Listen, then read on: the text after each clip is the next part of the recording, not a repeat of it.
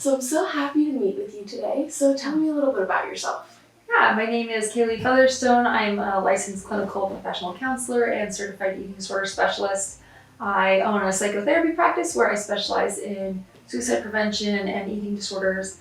And I also co-own a group psychotherapy practice where we train and supervise interns and new therapists in suicide prevention, eating disorders, and dialectical behavioral therapy.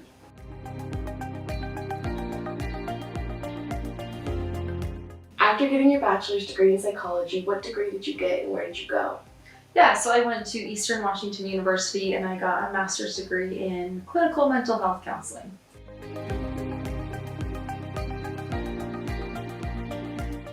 So when you were getting your degree at Boise State, what were some factors that helped you figure out what you wanted to do?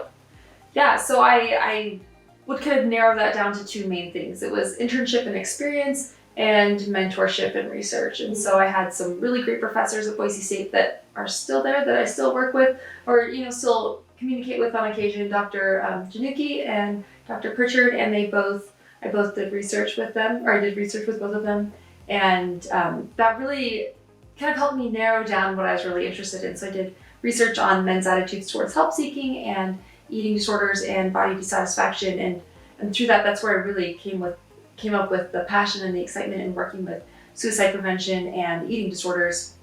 And then different internship experiences really kind of lit the path for what I was really interested in and how I wanted to utilize my training and experience. And so I've worked at a methadone clinic teaching drug and alcohol classes. I worked at a halfway house with women that with substance use disorders. I worked at a residential eating disorder facility and also at an outpatient eating disorder clinic. And in doing that, I really tried, it really kind of helped me understand what I was interested in and what I wanted to do.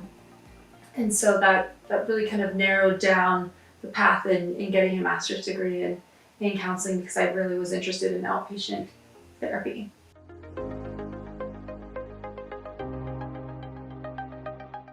So what was your experience at Boise State and how did it help shape you into, who you are now?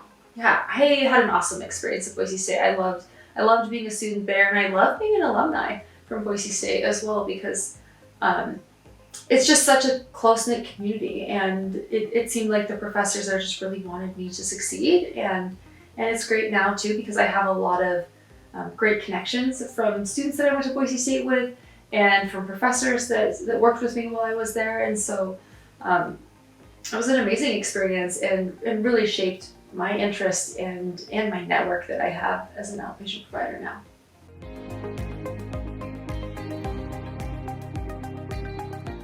So have you found that going to school in Boise State and then, now working in Boise, you have those connections that you wouldn't have otherwise? Definitely. I know this is something that's said often, but your network is so important. And so building a network at Boise State was so crucial in my network that I have today in Boise, because I have so many referral sources from other, peers that I went to school with, or other professors or people that I worked with in different departments. And also moving forward to just working with different students at Boise State as a therapist, I have a little more buy-in with them and just more connections of people I can contact and refer to. And so having that referral network has been really crucial as an outpatient provider.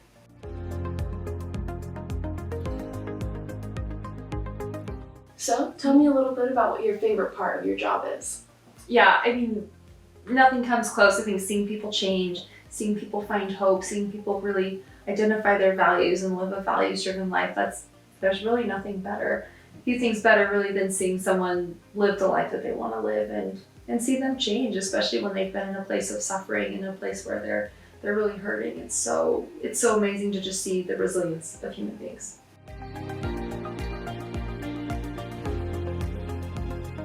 So in this career, what do you do to make sure that you're taking good care of yourself? Yes, it really to me comes down to connection with my environment, connection with people that I love and my friends, connection with animals, connection with nature, connection with spirituality. I think that it's so easy to disengage, and it's so easy to become disconnected from the things that I care about and the things that really keep us going as humans. And it takes a lot of effort to connect to those things. It takes a lot of effort to engage. And so I know that in doing that, that's what helps me with that. That's what helps me live a values-driven life. And so when I can connect with my environment, connect with the things that I really care about, that's when I feel like my best self. And that's what I can bring to the therapy office is, being my best self. And that's the most important thing that I can give to clients as well. So the best way to take care of not only them, but for me as well.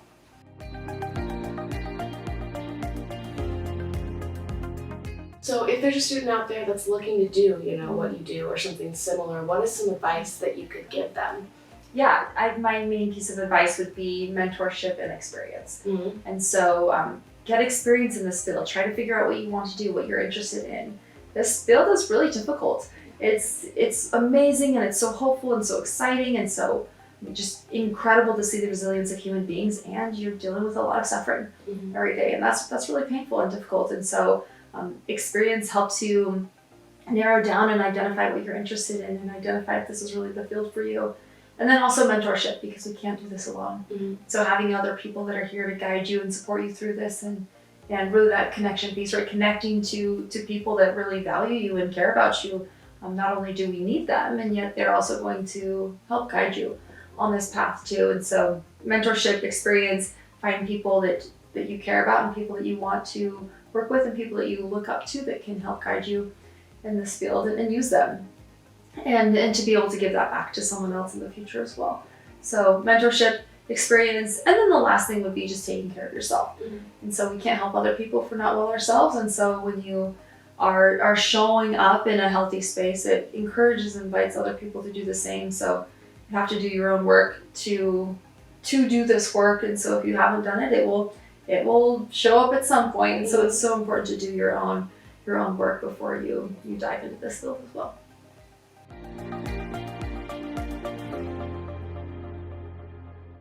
Do you think that as we're progressing, do you see a shift in the field of psychology and how things are going to be done in the future?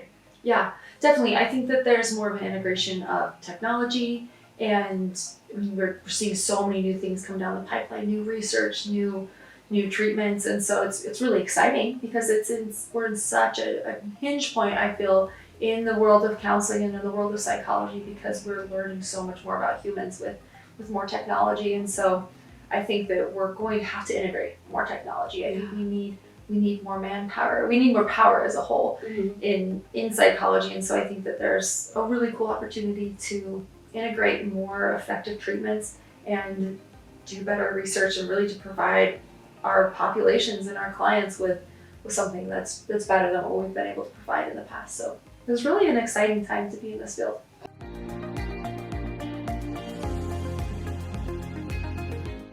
So thank you so much for meeting with me. If students have questions, is there any way that they can reach you? Yes, I love questions. Going back to that mentorship piece, I love to be able to mentor and to communicate and talk with other students. So yes, you can send me an email. It's Kaley, CALEY, @rootedrecovery.com. Again, that's Kaley @rootedrecovery.com.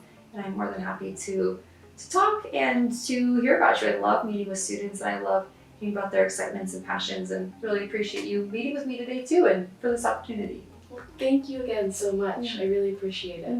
Yeah, thank you.